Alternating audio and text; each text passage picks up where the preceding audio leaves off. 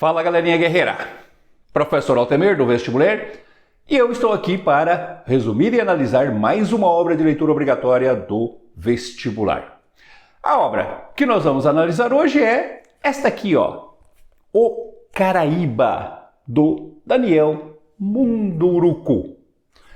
E como você já está acostumado, nós vamos começar falando do autor.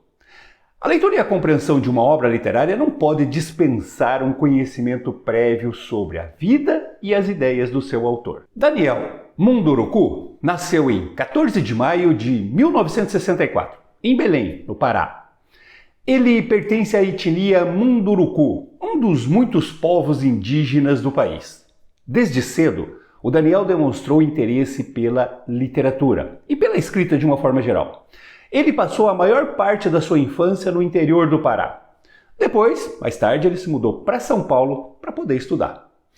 Munduruku é um acadêmico intelectual com graduação em filosofia, mestrado em antropologia social e doutorado em educação pela Universidade de São Paulo, a USP. Ele também realizou pós-doutorado em literatura pela Universidade Federal de São Carlos, a UFSCar.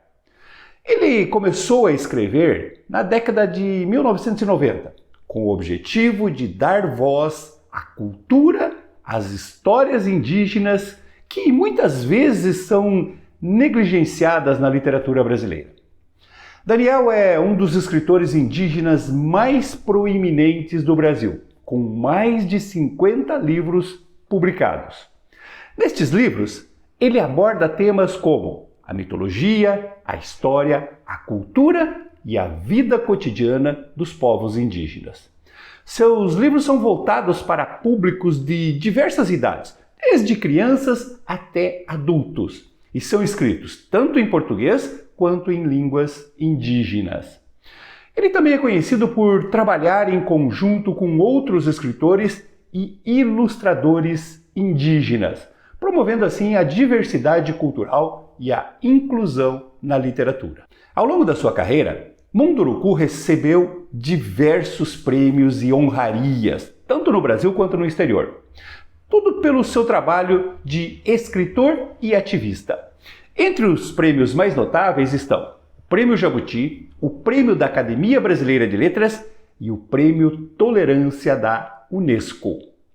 Além da sua carreira como escritor, Daniel Munduruku é um ativista pelos direitos indígenas e pela preservação da cultura e do meio ambiente. Ele participa de eventos e palestras no Brasil e no exterior, sempre abordando questões relacionadas à educação, à cultura, à identidade indígena, à sustentabilidade e o respeito às diferenças culturais. Sintetizando em poucas palavras, Daniel Munduruku é um escritor e ativista indígena brasileiro cuja obra literária e atuação social tem como objetivo dar voz aos indígenas e promover a diversidade cultural no Brasil e no mundo.